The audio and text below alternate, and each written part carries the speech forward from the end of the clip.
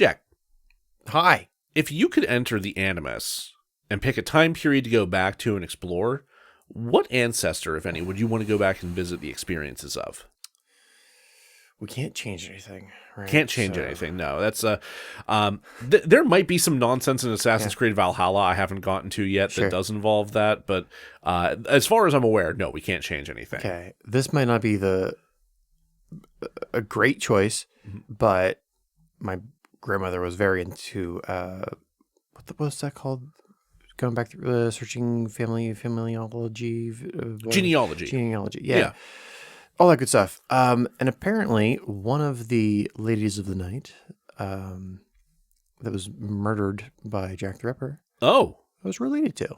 No shit. Yeah. That's horrible. Yeah. So go check that out. And when I come back, I'd be like, it was him. It was that guy. It was that awful fucker. Go back and ID one of the most famous murderers in history. Yeah. That actually, that kind of rules. That was awful. I need a lot of therapy, but it was that guy. I just experienced what a horrible stabbing feels like. Right. Also, I know it was this dude. How about you, Joe? So, thanks to the probably unhealthy amount of Robert Evans related content that I listen to on a regular basis, I did learn something just recently that the Italian mafia was staunchly anti-Nazi. Yeah, they are. Yeah, which I didn't know that, so that's kind of neat. And given that my mom's family is from Italy, maybe there's some relatives that stayed behind that I could maybe tap into. Just get some of that good old-fashioned organized crime Nazi hunting in. I forget which famous mob guy was like, I'll kill her for you. There's something. I'll kill him. Fuck him. I'm gonna kill some Nazis for you guys. I gotta get away from Mussolini for a minute. Just please, I'll go kill some Nazis. Absolutely. Oh my God. Could you fucking imagine though? I would watch the movie for sure. Yeah. Though, then again, part of me would really also want to go back into my dad's side of the family and just see just what kind of debaucherous nonsense my Irish side got up to. Speaking of the mafia, I forget what famous gangster. So there's a lot of either criminals or lawmen in my ancestry. Feels right somehow. Yeah, I'm pretty sure mine leans criminal, but I don't know for sure. But I had like a great-great-grandfather who was like a sheriff in a small town, and I will say Capone just so I have a name. Sure. But like somebody of that caliber came into town, sat down at the dinner table in this restaurant across from my great-grandfather, the sheriff. That's wild. And they just had dinner together, and there's nothing he could do because it's the mob. He was surrounded by guys. So it was almost like this weird power play. So you just purposely went and sat down with your ancestor? My ancestor, the sheriff, yes. Yeah, just purposely went and just like, how you doing, sheriff? Yeah, and they just had a dinner together. What the fuck? That is a bonkers power move. It is a weird power move. Oh my God. And maybe it's because I'm hungry, but like, that'd be a fun event to check out. Just, if you could have dinner with one gangster, who would it be? Ooh. The question I didn't expect to ask today. God, I don't. That's an area of true crime I've been less interested in. Yeah, honestly, same. Yeah, I don't know my organized crime very well. Yeah. Yeah. Oh well. Welcome to DeRazzled, everybody, the podcast where we take award-winning worst films and attempt to fix them. My name is Joe Nealis. I'm your host, and with me, as always, is also host Jack Culbertson. Hi. So if you're joining us, thank you for continuing on with our journey through 2016's Assassin's Creed, starring Michael Fassbender and Marion Cotillard and company. Last episode, we spent a lot of time talking about the film itself, what worked, what didn't work, the story and whatnot, some of the game history, some of the shenanigans Ubisoft has gotten up to.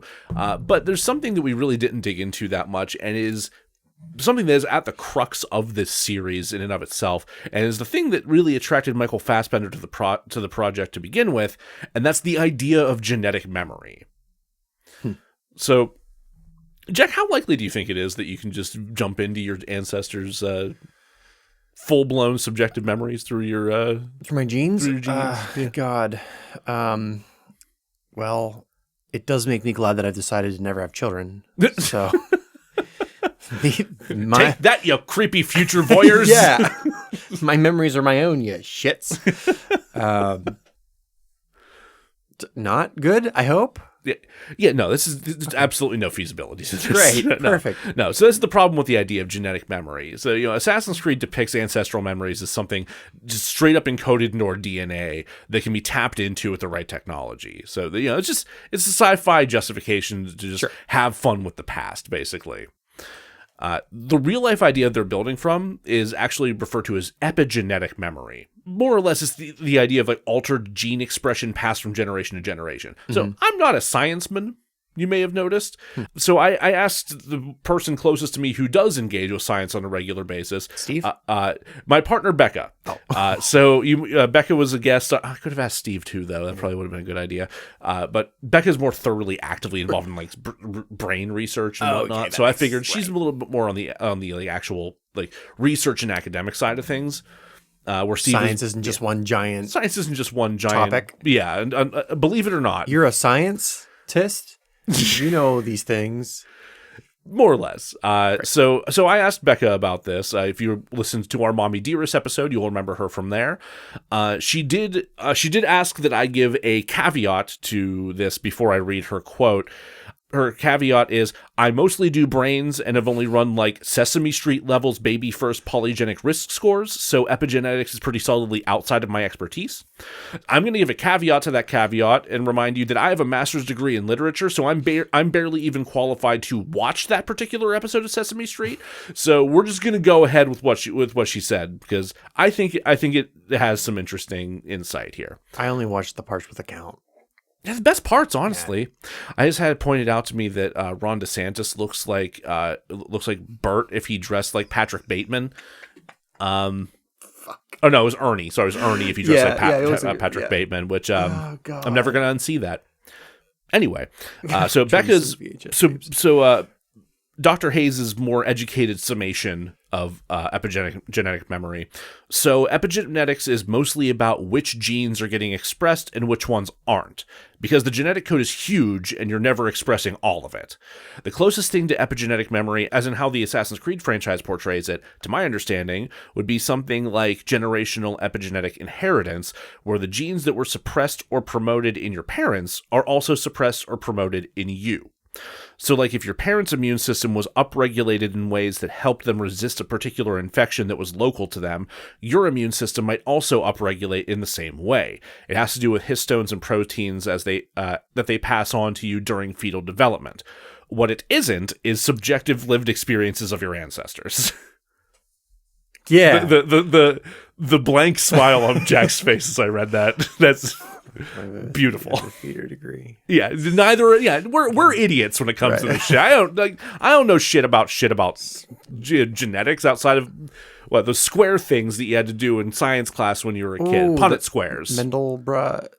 Mandelbrot sets. That's a number thing, I think. I don't know. Is it? I don't know. See, we're idiots. Don't tweet at us about these things. We're dumb. Anyway, so some studies in recent years suggest that trauma that is experienced by one generation can impact these genetic expressions through generations. And studies on mice have shown this. Mice who are subjected to like scary stimuli can pass on their same fear response to their offspring. They've tried to like study this to make sure it's not like a generational fluke. It's not just like, oh, these mice raised these mice, so they had to do the same thing. It's like, no, they've seen the same response pop up like 6 generations down the line of mice. To which I've had to say, great, you gave them anxiety. Yeah, I'm like, how do I get the job of scaring generations of mice? Just, I get the cheese. Closer to the cheese. Come on, just a little bit more. You've scarred that entire line of mice. And that's what your PhD got you. They haven't really been able to do real human trials to look into these kind of things. But something that has been observed, at least among a very small group of people, is that the children of some Holocaust survivors have shown just uniquely low baseline levels of cortisol. So like stress hormones. Like, so basically your parents or grandparents went through the worst fucking thing imaginable. So like the horrors of regular life they just don't faze you at all. Right. That kind of thing. Now, but there's not like they haven't really figured out a way to like confirm, like, is that what caused this, or is there some other factor? Sure. People are hesitant to really say that generational trauma does this kind of thing because it makes generational trauma seem kind of like insurmountable and inevitable, which is kind of fucking bleak. So it's not quite pseudoscience, but it's not science. Yeah, like it's kind of a gray area in between where there's some conjecture and there's some like some people suggest overinterpretation of data that's taking place. And then there's also just like the X factor of like, how do we know this is what caused it? Because like, how do we know that like this person experienced trauma and that trauma just turned them into a shitty parent? So they just parented their kid like a fucking asshole. It's like, and then their kid turns into an asshole. Like, one thing to research generations of mice, which have a limited lifespan, versus generations of humans that live a lot longer, are way more fucking complicated. Yeah. Just okay. Yeah. And of course, we as traumatized filmmakers are not scientists. And this is a movie podcast, so we'll get back to doing that thing after we take this break. So if I were to reproduce, that child would make even more upsetting and traumatized films. Oh my God, Jack. We'll be right back. Welcome back, everybody. So I know I said we're going to fix this movie. We're not going to do it just yet. There's a couple of things I want to take a look at here. Specifically, I'd like to take a second to theorize what other time periods could be the focus of a potential sequel, or even the upcoming Netflix series that's in the works. Oh, I didn't know that. Yes, part of the development of the next like phase of Assassin's Creed is a actual Netflix series. So they're gonna have a little bit more runway to explore some of these things, especially whenever it comes to properly exploring both the present day and the past narratives. A series would probably help. Well, let's hope they do a better job than they did with Resident Evil. Oh, good Lord, Since they don't really cover time periods or areas within time periods more than once, I'm just going to run through real quick the time periods and areas that have been covered. So Assassin's Creed 1, as we mentioned, takes place in the Holy Land, in Jerusalem and Masyaf and Damascus and Acre, in the area around there during the Third Crusade. So like 12th century, late 12th century. Assassin's Creed 2, Renaissance Italy. Within that little mini trilogy that they threw in there, Assassin's Creed Revelations makes its way to 16th century Constantinople. Okay. Assassin's Creed 3, American Revolution. Assassin's Creed 4, we have 18th century Caribbean during the golden age of piracy. Okay. That game's fun. Assassin's Creed Unity, it's 18th century France during the French Revolution. Assassin's Creed Syndicate, it's 19th century Victorian London, plus a little bonus touch of World War I if you find that area. Assassin's Creed Origins is 49 through 43 BCE, the end of the Ptolemaic period in Egypt. Okay. Assassin's Creed Odyssey is 431 to 422 BCE, which is classical Greece during the Peloponnesian War. Fuck. Was that what you were going to say? I was thinking something around there. They covered that. And then Assassin's Creed Valhalla, which is 9th century Norway and England, and also some like hallucinatory bits in actual Asgard. Right. Yeah. Because why not? Right. And then the upcoming game that's coming out later this year, Assassin's Creed Mirage, which is 9th century Baghdad during the Islamic Golden Age. Okay. So what other time periods do you think would be worth exploring through the series? See, the issue that I run into is my knowledge of history is like pretty good from mid-century till now. Yeah. And before that, I don't care. So like I would say like American Civil War to now, I'm pretty good. Okay. Prior to that, it's so far removed from my experience that I don't care too much. Sure. Unless it's Victorian England with vampires. Then I care. If it's Abraham Lincoln Vampire Hunter. Yeah. Very specific time period. Pride and Prejudice and Zombies. Gotcha.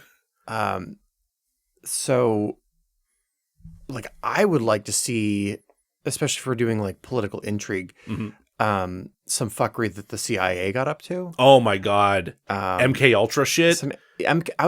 I was trying to think more grounded, but no, yeah, we're doing MK Ultra. That's confirmed real. Like we know that shit happened. Right. Yeah. But even like even if you get into just like South American coup shit too, like my God, the coups. You could do the Bay of Pigs. I'm thinking Sandinistas. Actually, that could be really interesting. Sandinistas. I was thinking of what's the fucking Ben Affleck movie that he won a Best Picture for? Oh shit, what was that called? I forget. But like that entire chunk of history where the CIA is screwing with like Middle Eastern politics, that would be incredibly complicated, but interesting. Argo. Yes. Yeah. I think it's like Argo and Ajax, I think are the two. Yeah. Of many, I'm sure, of the fuckeries. Yes. So that it's a little modern comparatively. Sure. But that would be what I would be interested in seeing. I think that would be really cool, especially if you're getting into like the South American politics of everything and like the way, like the degree of fuckery that was going on there. I think that could definitely be an interesting way to explore some of that stuff. And I wouldn't be surprised if you see like a HBO Watchmen effect where people are like, oh, I didn't know that happened. Yeah, that's a good point. Yeah. Because like my brain immediately jumped to like the Civil War and whatnot, and that like around that time, but it also feels like kind of hackneyed. You know, it feels like cliche to be like, oh yeah, no, we'll go back and explore that great Civil rift. War, World War II. Like either one of those. It's like it would be interesting. I'm sure they could do something cool with it, but it's also like fucking everybody does that shit. Like every time there's a time travel thing or a war thing, it's about those, right? And the area that we're talking about, it's long enough and vast enough that you can explore a lot. Yeah. Because sometimes these games take up like a decade or more of time covering whatever like murder of a historical figure has to take place. I want to murder the Dallas brothers. Oh my God. There, I said it. It's been nice knowing you, Joe. Wow, you really you snuck that. Not even just a way to get canceled, but a way to get murdered by a 3-letter agency. Just thanks, bud. What a way to go. I've always wondered what it would feel like to be waterboarded. Oh. Hey, are you gonna be home soon? No, I'm in Abu Ghraib. Okay, well. The Troubles in Ireland. Ooh. That could be interesting. Ooh, yeah. I was saying, there's a lot of history out there. There's a lot of history. Yeah. It seems like they are tending to pick stuff that's like great political or revolution uprising type stuff. Mm-hmm. So I'm not just like, caveman. Neanderthal. Yeah. But yeah. No, there's a lot of options. So I know that there's a game in development that's focused at some point in Chinese history. The Boxer Rebellion? Maybe. I'm not sure. They've been really hush hush about details on that one because it's like a down the road project for right now. There might be one set in Japan as well. I'm not 100% sure what's happening there, but that's one of those regions and histories that people have been like clamoring for a while. It feels kind of obvious to have like feudal Japan, right? Yeah. Like I feel like that would be rich. That would be a lot to work with there, but you know they're working on it. Like that's already Ninja Turtles kind of already did it, but Ninja Turtles did kind of already do it. That's true, but they didn't do it well. No, that's the bad one. Yeah. Oh, buddy. I'll never forget. Was April claiming to be a witch and by holding out her Walkman? She trapped a bunch of tiny men in there. It was a silly time. It was a silly time. Absolutely. We didn't know how dark things were going to get. We sure fucking didn't. No. All right. On that note, I feel like I need to brighten things up a little bit. I need to Well, I might fail. I might fail on this, but Jack, you asked me a question in part 1. I asked several questions. Yes. You asked several questions, but there was you asked some specific questions about the Apple of Eden, and yeah, I did. Yeah, Jack, I'm going to answer those questions now. Great. Aliens. Fuck off. Fuck you. And okay. Fuck that. Not quite aliens. It's not quite aliens. So there was a precursor civilization that existed before humanity, that was referred to as the Isu. Celestials got it. Kind of. Yeah, that's got that kind of vibe to it. They actually created humanity as a people to live peacefully beside them, but they also created the pieces of Eden, the Apple of Eden, and the other various ones to keep humanity in line. So actually, humanity was kind of a servitor race. Yeah, I read that Prometheus legend. Yeah, it's that kind of thing. Eventually, humans and Isu began to interbreed, and the first human Isu to hybrids to survive, known as Adam and Eve, proved to be immune to the influence of the pieces of Eden, and escaped with some stolen pieces of Eden, which then ignited a war that did not end until a massive solar flare nearly wiped out the Isu. The last 3 remaining Isu, Minerva, Juno, and Jupiter, tried to prepare humanity for a solar flare that would come centuries upon centuries later. In late 2012. This is giving... Shut the fuck up. This is giving me, lost flashbacks. Minerva and Jupiter built vaults in which... You just happened to say... I didn't even think about the lost connection, and then I said vaults. It's like, oh, fuck, actually. Minerva and Jupiter built vaults in which humanity could deploy a global shield to protect the planet from the flare using the pieces of Eden and an object known as the Eye. However, Juno came to believe that humans are too dangerous and thus attempted to foil Minerva and Jupiter's plots. Minerva and Jupiter chose to kill Juno and proceed, completely unaware that Juno had encoded part of her consciousness into the Eye, allowing her to reappear once the Eye is activated. So you remember how I mentioned that the original present-day protagonist died? Yeah. Yeah, he died because he was going to try and deploy this shield to stop the 2012 catastrophe flare that was going to happen to end the world. Yeah. And Juno appeared to convince him not to do it because he would I don't know, something about he would save a select few and then emerge as a great leader and savior, and then ignite an entire another cycle of violence and horribleness in his name or something like that. So instead, he chose to sacrifice himself to cause something else to happen that allowed the world to not die. But there's also consequences of that are happening in the later games that I'm not clear about and have not been communicated very well. But why? Why midichlorians? Why? The Isu eventually faded from existence, the pieces of Eden lost, and the mentions of these precursor beings relegated to faint threads woven throughout our mythology and various religions. And it's only through the efforts of the clash of the Assassins and the Templars, and the efforts of the Templars to dig all this stuff back up to gain control over the rest of humanity, that they've really come back into play.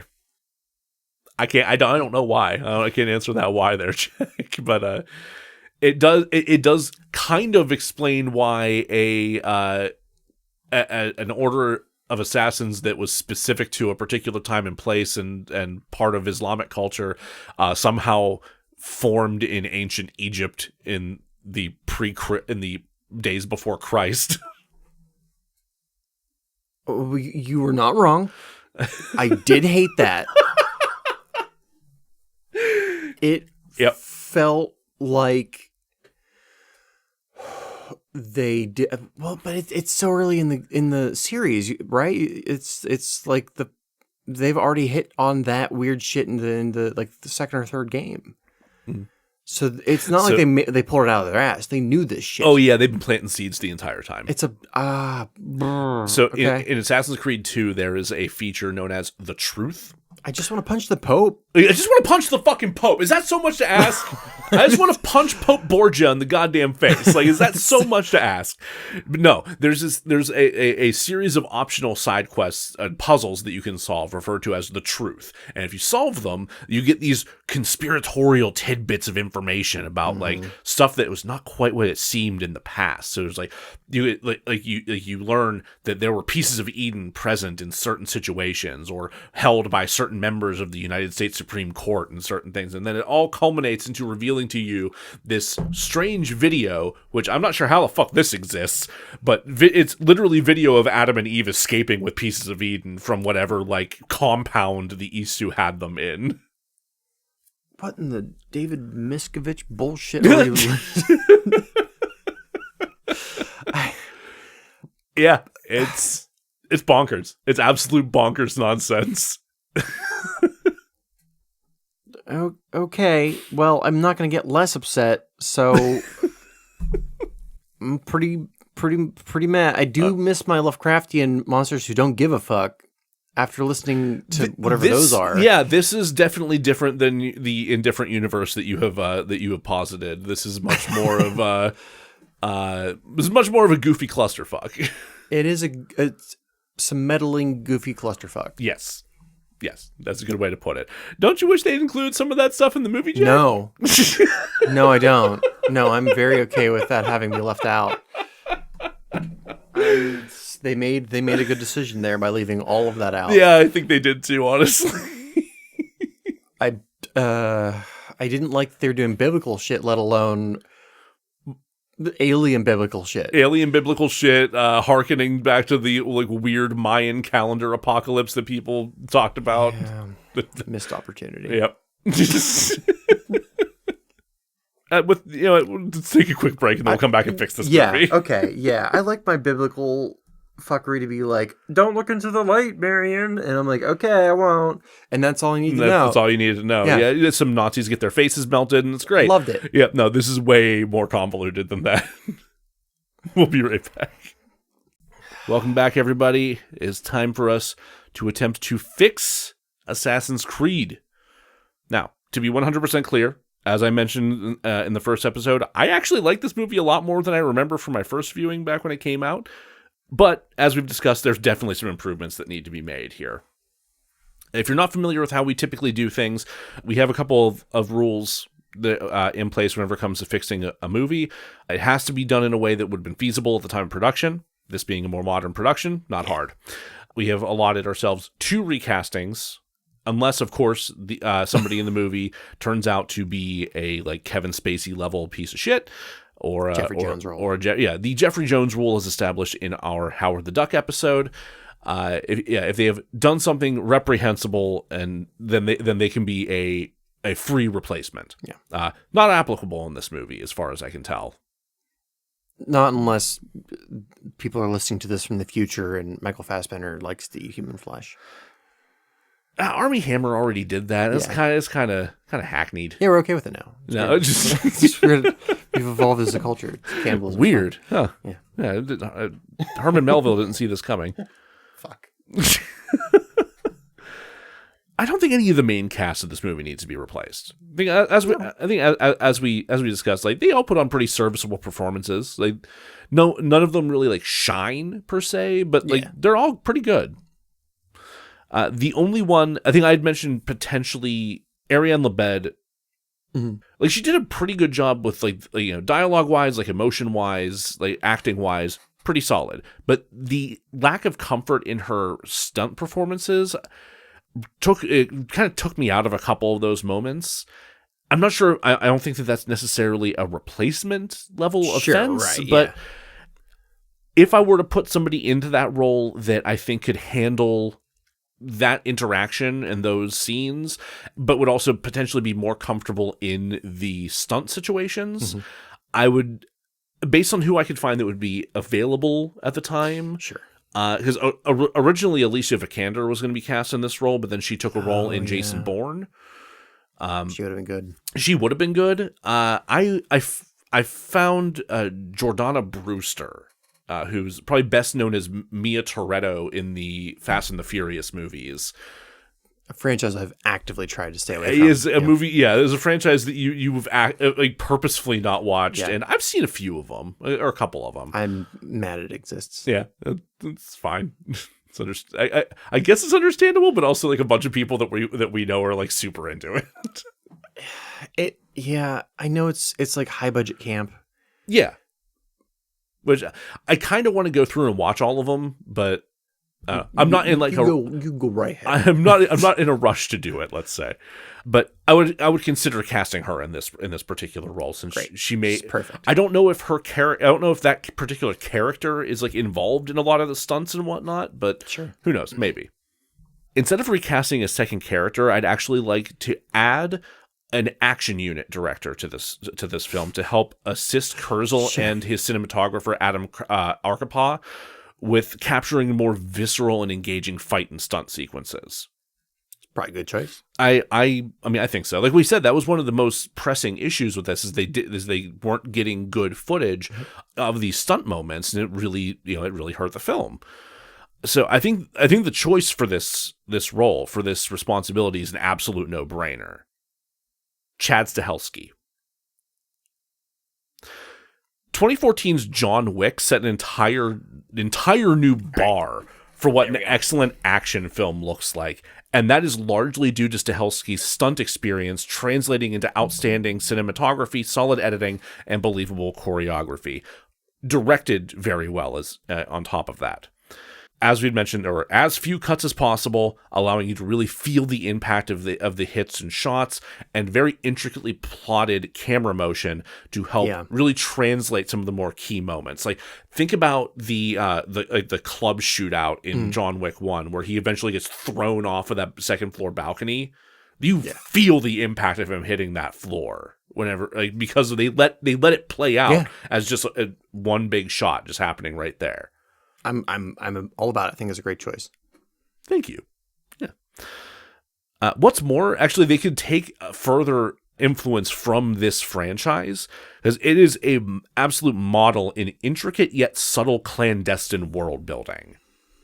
The way that Stahelski and Derek Kolstad give you just enough information in the first film to establish like the basic functions of this secret world that exists among our everyday existence of all these hitmen and mercenaries, and like the system of the hotel and everything and the coins. Like you get just enough to really like understand the base level of this world, and then each iteration of the series thereafter like builds on it and twists it just enough to make it interesting, to help draw you in further, flesh it out more without taking away from what the fuck is happening with John specifically.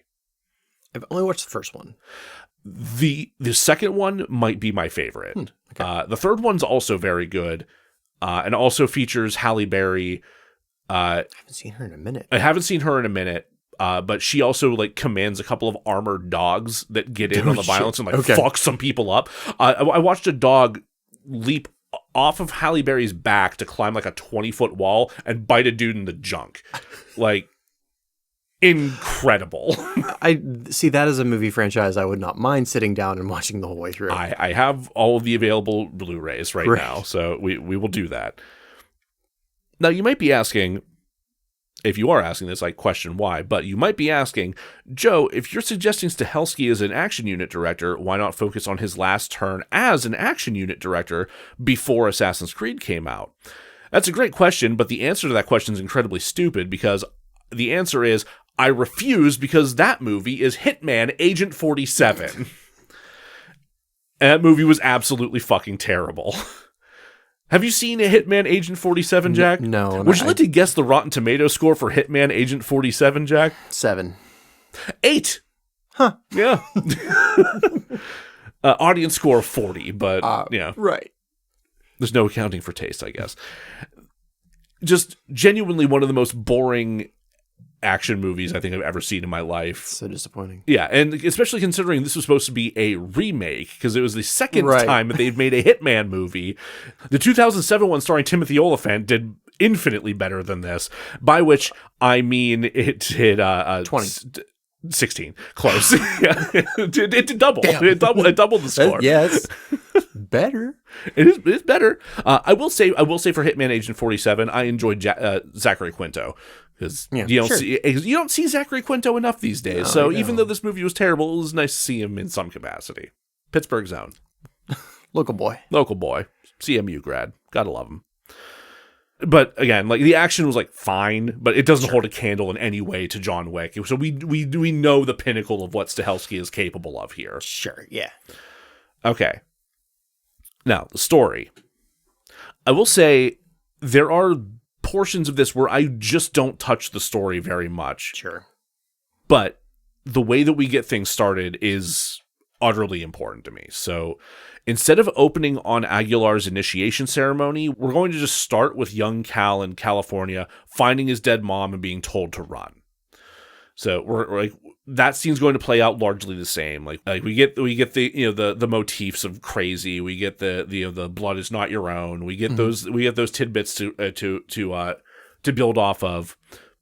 But instead of just kind of like fading out and passing and like letting the scenery and the eagle take the camera wherever the hell it will, sure, and just jumping forward 30 years, we're gonna get a closer shot of young Cal running away, and then smash cut to a rainy dark alley where an older Cal is running. He's being chased by police.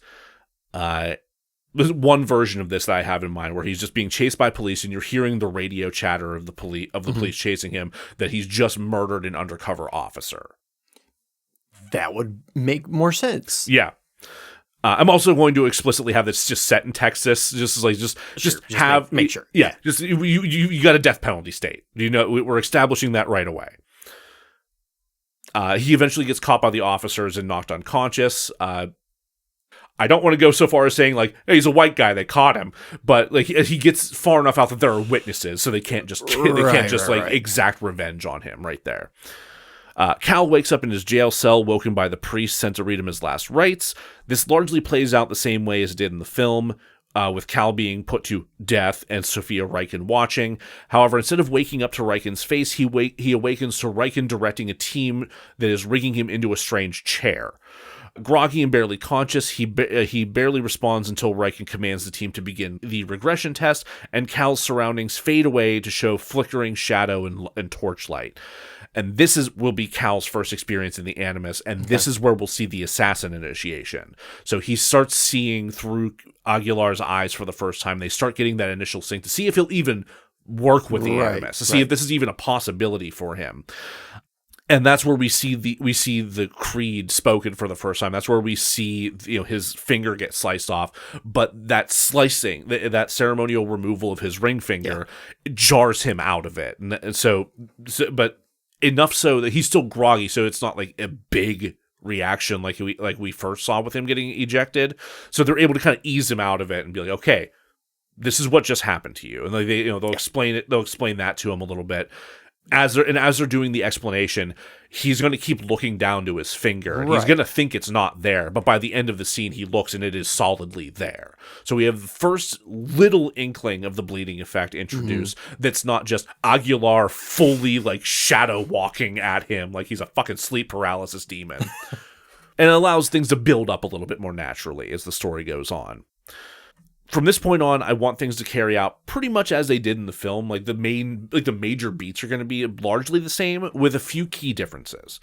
Before Cal enters the more dynamic version of the Animus, as he contemplates jumping out to escape and die, and Musa kind of eggs him on, they actually get to talk for a little bit more. So we get at least like a base level of him knowing that there's something else going on here. Just an opportunity to help characterize any of these other fucking characters even a little bit. Like maybe one of them steps up and like just tries to like back Musa off so he's not doing his cryptic bullshit for like a second to the new guy who just went into the Animus for the first time. Just anything. Cal gets a brief explanation of what the Animus does and what Sophia's goals are before being brought to the new and improved Animus. He freaks out upon seeing it because he's expecting a chair and not something possibly designed by carnies. The Eagle sequence is much, much shorter, allowing us to focus on the beginnings of Aguilar's mission instead of the giant flyover of a battle sequence that has no real impact on anything. that was the most infuriating thing to me the first time I watched this movie, and is easily the most useless moment that we see the entire time. The climactic moment when Aguilar retrieves the apple from Torquemada will play out mostly the same, but I want Aguilar to actually activate the apple so that we see what it does. So when he goes out to escape onto that bridge, I want to see him actually, as like a last-ditch effort to survive, produce the apple, which will allow him to literally control the people around him. So he brings them to their knees, and then he's able to jump, perform that leap of faith. Okay. And, and get away without being like arbitrarily shot in the side with a crossbow bolt. Right. It really, like, for a second in the film feels like, oh, he just got fucking shot in the gut with a crossbow bolt. He's dying when he hits that water. Like, that is like screaming punctured bowel or something. And this is fucking 15th century Spain. You're not going to survive this. Right. Okay. So that explains the apple visually. It explains it visually, and it helps really drive home, like, what kind of power this thing has, because we've only gotten it through dialogue in the actual film. It's just the idea that it contains the key to human free will. Well, let's actually show it impacting a group of people's free will. Yeah. Which, in the games, they do a bunch of other shit, too. Like, they can sometimes just flat out fucking obliterate people. Like, it is, they are sometimes just utter, like, overpowered cartoonish weapons. A neat little package. The other thing that this does, in addition to showing off what the apple can actually do, is that it creates a trifecta of elements, factoring into that glitch out of the animus that leads to, like, the big revelation and, like, the big moment of acceptance for Cal. At this point, he has learned about the truth of his mother's death, and then watched a fairly similar parallel situation regarding Maria, watching her death take place. Right, okay. Her sacrifice in order to keep Cal and the Creed alive. And we've also got, the awe-inspiring terrible power of the Apple of Eden on full display, that combined with the performance of that leap of faith into the river to get away. So the mom parallel, Apple of Eden, leap of faith, all of that combined shorts out the animus, breaks it in a way that they didn't think was possible, and causes that wholly unique instance of all of Cal's assassin ancestors surrounding him and, like, revealing to him the reality of his history, culminating with his mother. Okay. And, of course, Aguilar does not pass the apple off to Columbus, because he would quite obviously be a Templar. Instead, Aguilar goes to Amerigo Vespucci. Otherwise, the result is the same, but we don't have to think about Christopher Columbus. I'm for it. Can he punch Christopher Columbus? You know what? There is an alternate version of this that I had been thinking of, where he tries to go to Columbus, thinking that he is a friend, but then realizes, like, almost too late that it's a fucking trap. And then so he gets got pretty badly on the way out, but does manage to use the apple to, pull off another escape, and then, like, just barely clinging to life, makes his way to Amerigo Vespucci and is still able to get the apple out of there.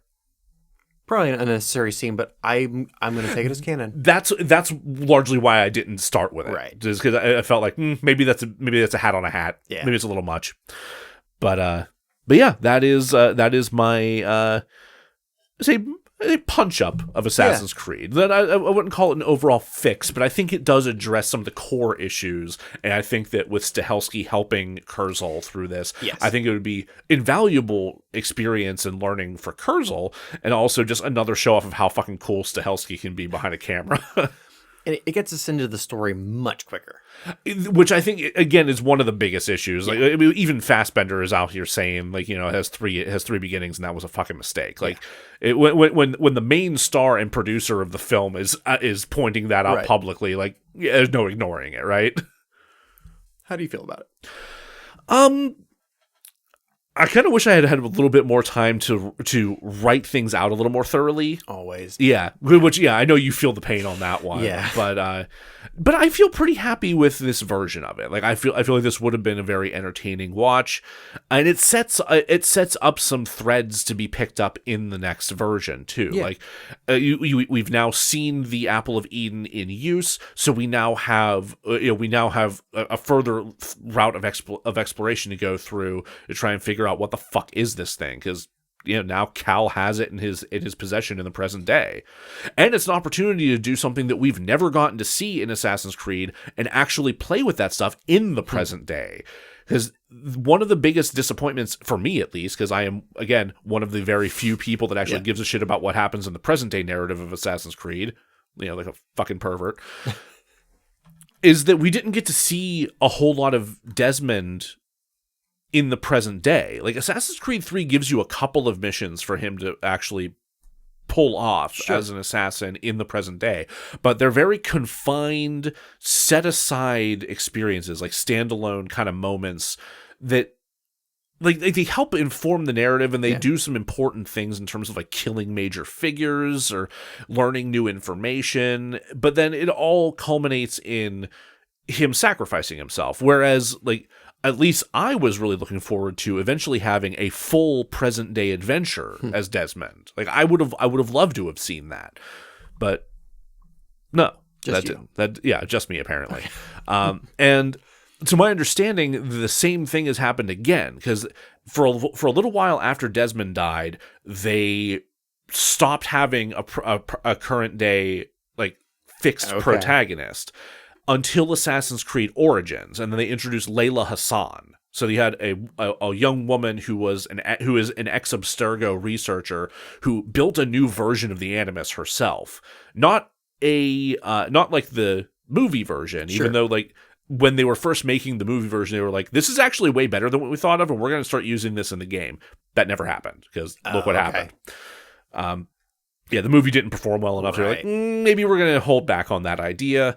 And they did. They haven't deployed anything like that. But the new Animus in the more recent games is like a mobile rig that you can take around, and you can like you don't even have to you don't have to have like the direct blood samples and whatnot. It doesn't have to be your own ancestors now. Like you're able to connect it to a sample of something from the past. Like when they find the mummy of the assassin Bayek, it was one of like the original founders of the what they called the Hidden Ones before it was the Assassin's Brotherhood. They literally hooked the shit into his mummy basically, and then Layla's able to experience his memories instead of somebody she's related to, and that's how you got. That's how you get to ancient Greece. That's how you get to the Vikings and shit. Like it's finding these remote sites and plugging the Animus into these other objects. But to my understanding, she dies at the end of Valhalla. I haven't gotten to that point yet, but I had that spoiled for me on a wiki or something. Like she apparently something happens that kills her off. So now I don't know what the fuck happens from that point on. Like what is the present day story after that happens? Damn. Yeah. Maybe she'll get better. Maybe. Yeah. Part of me suspects that because, well, I'm getting like esoteric game shit here. It's not important, but my point is, there was a lot of ground to work with to tell a really interesting present day story through all this stuff, but they keep kind of skirting around that so they can keep on exploring all these other pasts and all these other pieces of history, which is in and of itself really cool. But I want him to culminate with that. Like part of me still wants them to make it to that point where they can tell a really satisfying present day story in this universe. Yeah, I want to see them assassins killing off modern day politicians. If that game comes out while Henry Kissinger's still alive, I swear to God. I just want something as satisfying as the scene in Mars Attacks where they blow up Congress. Yeah. That was a good scene. It was really good. It was a good movie. You should watch Mars Attacks. Joe, where can they find us? Well, first, what do you think of this? What do I think? I think that makes sense. Okay. I understand what the fuck the MacGuffin is. It helps, right? Yeah. No, I was like, I guess I just really like this Quidditch ball thing. going to make people listen up. Yep. But now it makes more sense. I like seeing more interaction with the people in the facility. It sounds like you put more emphasis on the in-history stuff. A little bit. I mean, I didn't add any additional scenes there, but I feel like changing the order, like actually putting the initiation into the flow of the film better instead of having like a text crawl that leads to that initiation, right? Uncontextualized from everything else just felt weird. But yeah. I think you did it. I think you adding the what's the position called? Action unit director. Mm-hmm. Having that, I think you're probably fresh. The one thing that hung me up a little bit on that is like, partially it was like, I really fucking want to use him for this because he'd be perfect. Right. And he, around the time that they would be doing this production, he could have potentially been acting as second unit director on either Captain America Civil War or the Brothers Grimsby. Those are the only other two projects that he was like doing work on between Hitman Agent 47 and John Wick 2, basically. This is why God created cocaine. We get Stahelski all coked up. It'll be fine. This is why the Celestials gave us cocaine. Here's some coke. Get on a plane to Malta. Let's go. If I only had a nickel. Oh, God, I'm not flying you back again next time. Thank you for joining us for this. Thanks for sticking around through this. I hope you all enjoyed it as much as we did. I had a lot of fun doing an actual Fix episode. I look forward to doing this again in the future. If you enjoyed this, please rate and review the show everywhere you possibly can. Apple Podcasts, Spotify, Good Pods, Stitcher, anywhere you listen. It really helps us out and helps us get into more people's ears. If you want to follow us on social media, we are on Twitter at DeRazzledPod, Facebook at DeRazzled Podcast, Instagram and TikTok at DeRazzled_podcast. You can email us at DeRazzledPodcast@gmail.com to recommend anything you'd like to see us cover in the future, recommend stuff you'd like to see pop up in our Redbubble merch store, or if you have questions about the film festival of bad short films that we're putting together for next year, please message us about that. We are very eager to talk to people about that and get those balls rolling. But yeah, I think that covers everything. I think that do it. All right. Well, thank you again. Good night, everybody. Be sure to check us out next time, where, as always, we will be sure to razzle-dazzle you.